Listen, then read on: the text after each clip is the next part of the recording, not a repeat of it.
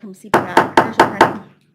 Good evening, everybody. For the record, Thursday, December 2nd, 2021, time for the special meeting of the Wenatchee City Council. I've called the meeting to order. We always start with a pledge to our flag, and I think I'll do it this time. How's that sound? Okay, sounds Please great. stand.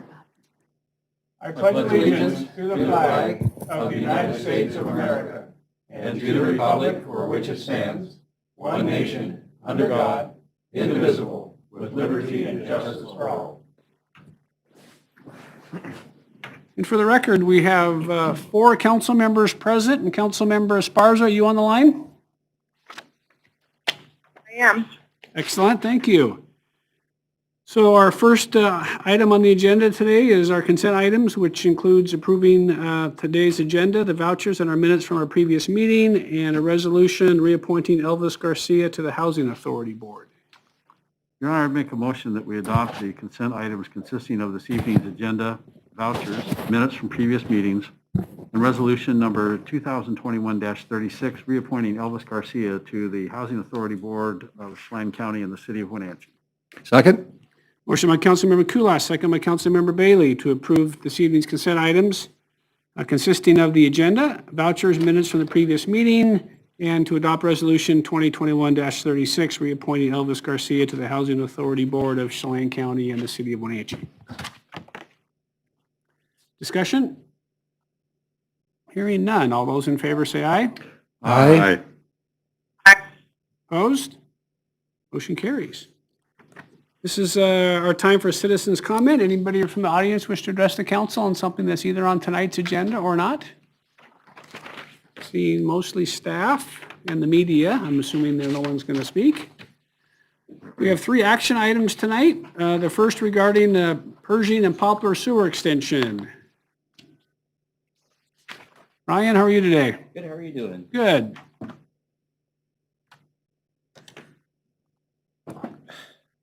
For the record, I'm Ryan Harmon, project engineer. I'm here today to talk to you about the Pershing and Poplar Sewer Extension bid opening that we had a couple weeks ago.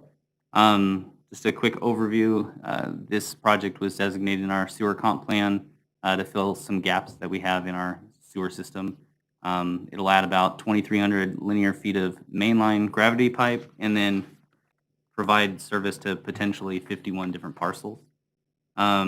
The engineer's estimate was approximately $986,000.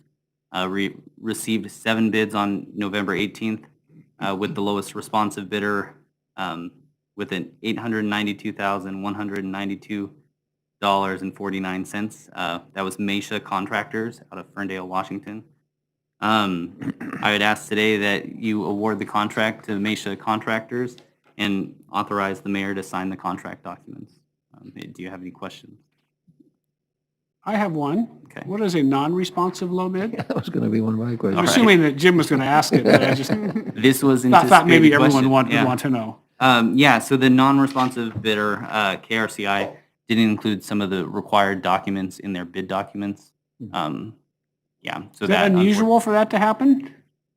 It's not typical, yeah, I guess Okay. I would use the word unusual. Unfortunate, we have a good relationship with KRCI, but, Okay. yeah. Again, it was only a few $100 difference. I was just Yeah. not often that we see a non-responsive low bid.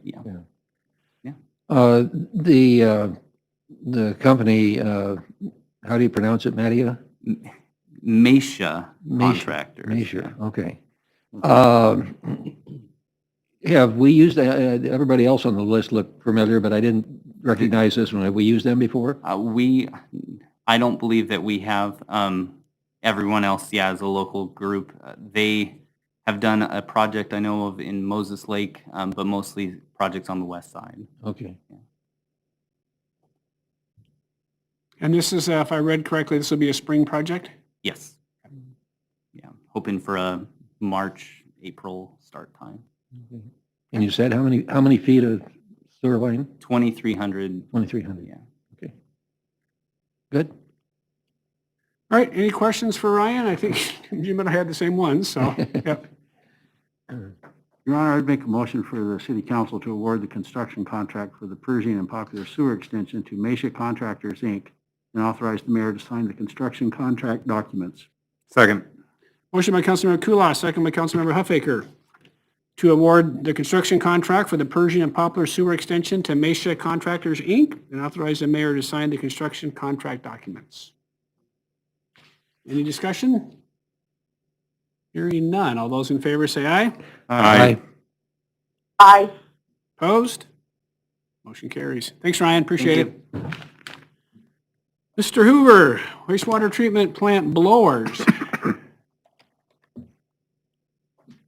I'm not going to have the same questions this time. Good evening, Mr. Mayor, council members. For the record, I'm Jeremy Hoover, Senior Utility Engineer for the city. Here to talk to you about the next round of improvements at the wastewater treatment plant, and that includes replacement of the existing blowers and fan assemblies in the blower building. Short description, the blower building is an older structure. The blowers were installed with the 1990 rehabilitation project. The controls date from about that same point. They are not variable in terms of their speed, so that it's either basically on or off. And they were originally designed to not only serve the old aeration basins, but also a DAF system that used to be in place and is long gone. So the new aeration basin has what they call fine air diffusers, which are much more efficient. They don't take as much air, so it doesn't take as much pressure, so you don't have to run as much flow. You can supply those facilities with a lot lower energy consuming equipment, fans, motors, that type of thing.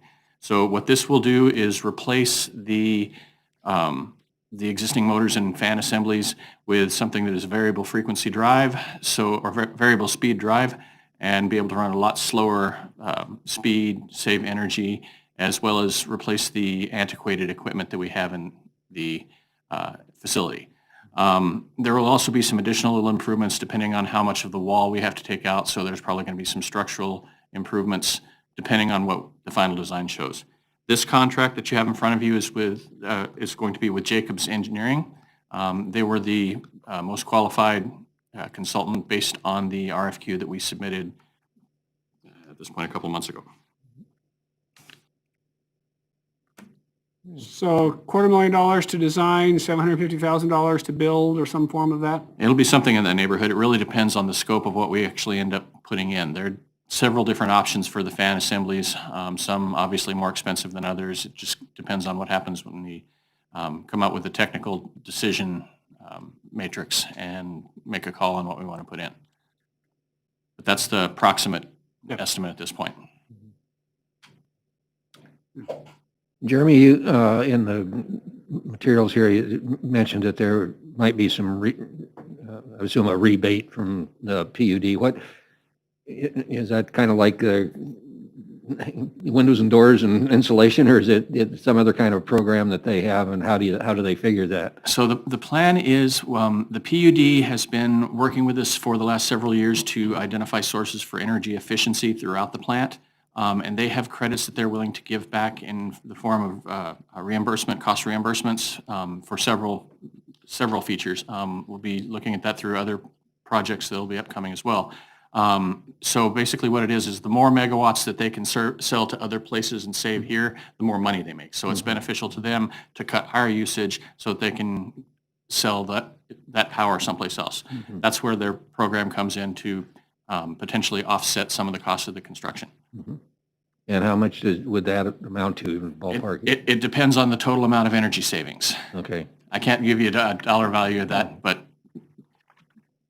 hopefully more significant than not. Yeah, okay, sounds good. One other thing that I would like to point out to you, there was a small mistake on the professional services agreement that I just noticed.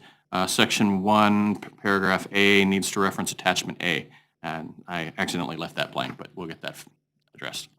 Yep. Any other questions for Jeremy? If not, I would entertain a motion. Well, Your Honor, I'd make a motion for the City Council to authorize the mayor to negotiate with Jacobs Engineering Group, Inc. for design services for the wastewater treatment plant blower building improvements project, wastewater treatment plant blowing improvements, and project number 2106, and further authorize the mayor to sign the contract on behalf of the city. Second. Motion by Councilmember Bailey, second by Councilmember Cuevas, to authorize the mayor to negotiate with Jacobs Engineering Group Incorporated for design services for the wastewater treatment plant blower building improvements, project number 2106, and further authorize the mayor to sign a contract on behalf of the city. Discussion? Hearing none. All those in favor say aye. Aye. Aye. Opposed? Motion carries. Thank you. Thanks, Jeremy. And last but not least, appointment to two people to the Code Enforcement Board. Glenn, you doing that one? Yeah, I didn't think you looked like Cliff. Cliff said that it was good news tonight so that he didn't need to come. Okay. So we have reappointment proposed for Adriana Farnsworth and Emilka Firmacek to the Code Enforcement Board. Do a wonderful job for the Code Enforcement Board in the city, and we're very pleased they're willing to be reappointed and recommend that we extend their terms for 2 additional years.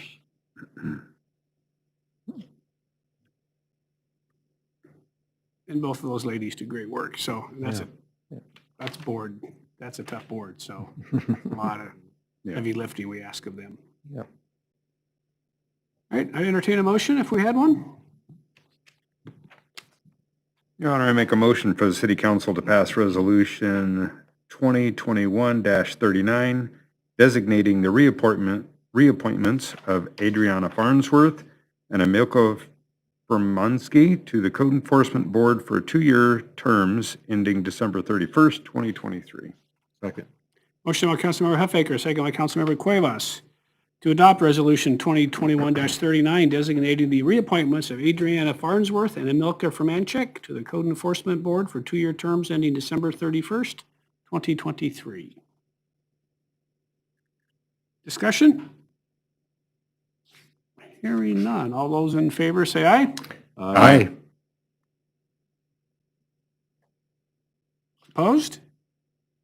Motion carries. I was waiting to see if Ruth was going to chime in there. Didn't hear her that time. That's all of our action items. Mayor's report. I don't know that I have a lot to add. I'm sort of looking at my calendar to see where we've been. Huskies lost the football game. That was very disappointing. Had a PFD. What was the score of that? I don't remember. Trying to forget. Once every 8 years, the Cougars get us. Did have a PFD meeting on Monday. So other than that, not much going on. We are meeting, of course, next week on the 9th. We'll do a swearing in of the new council members. We will then spend some time when the meeting starts looking at committee assignments, so be prepared to have that discussion. I will follow up again with Travis and Mike and Top before we meet. I think Top was thinking about maybe doing health district.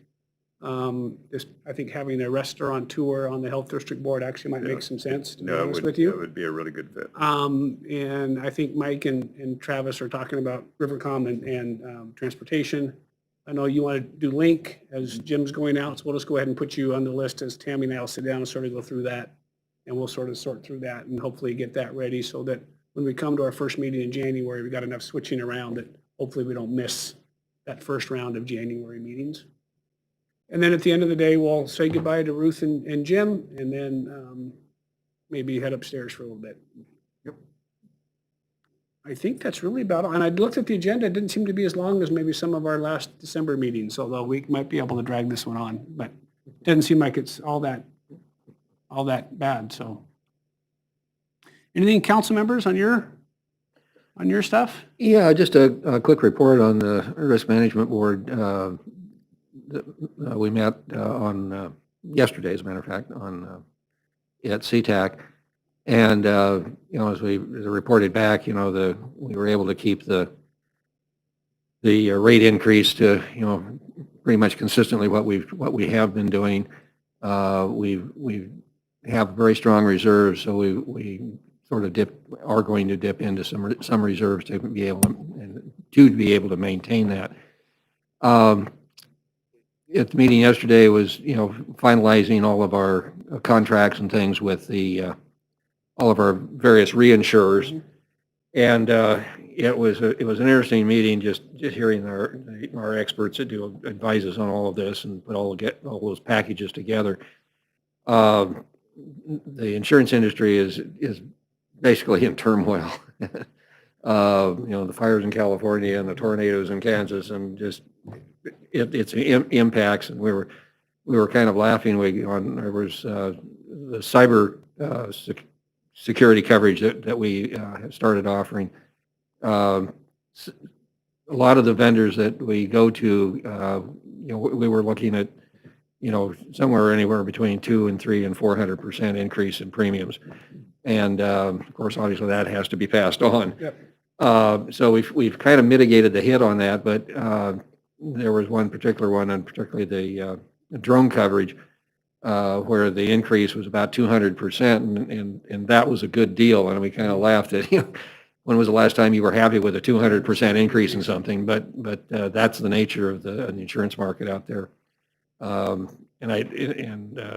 experts are saying don't expect that to change anytime soon. It's extremely volatile. There's a lot. In fact, there was one of our carriers that right up to the last minute we weren't sure whether they were actually going to insure us again, and would have left a significant hole and those kinds of things. But there's a lot of vendors, a lot of insurance companies that provide that reinsurance. They're just simply pulling out of the market. They just simply they're spending more in claims than they are in getting back in premiums. So I don't know what I read in the PI in the last 3 or 4 days, settling with all these lawsuits over on the coast, smaller cities with either police shootings or arrests. I mean, city of Roy for $4 million was one of ours. or Yep. something. And I mean, just and I know $6.5 million. Yeah. Two guys that were screwing around and Yeah. Someone got hurt. Yeah. But that was the other report, to expect those kinds of costs because right now juries are just handing out money. So it's getting very, very difficult to negotiate and not go to trial. Everybody figures that they can make more going to trial than they can settling out of court. So, at any rate. Okay. Jose, Mark, anything from you guys? The museum board really starts in earnest tomorrow, the process to recruit and select a new executive director. Oh, good, okay. You probably know Laurel Turner has been named the Yep. interim director, and the board has a session tomorrow with the consultant to begin to take a look at what's the new what direction they're looking at for the new director. Mm-hmm. And Link has an event at the museum tomorrow night? Is that? something that's- Yes, tomorrow. Okay. It's like there's an exhibit, opening. 30 years of Link or something? Link Okay. years, yeah, 30 years of Okay. Link Transit. I'll try to sneak by for some of that. First Friday. Yep. Yeah. No, it's, 6 o'clock. I think. 30 years. That's hard to imagine. It is. Keith, anything for you? I was not able to call into the Chambers meeting, so I Okay. missed that. I know they said goodbye to Shiloh, and they're actively forming a committee to go out and look for a new executive director. All right. I think that's all I got. So we'll plan on seeing you guys for a bit of a longer meeting next Thursday. All right. We're adjourned.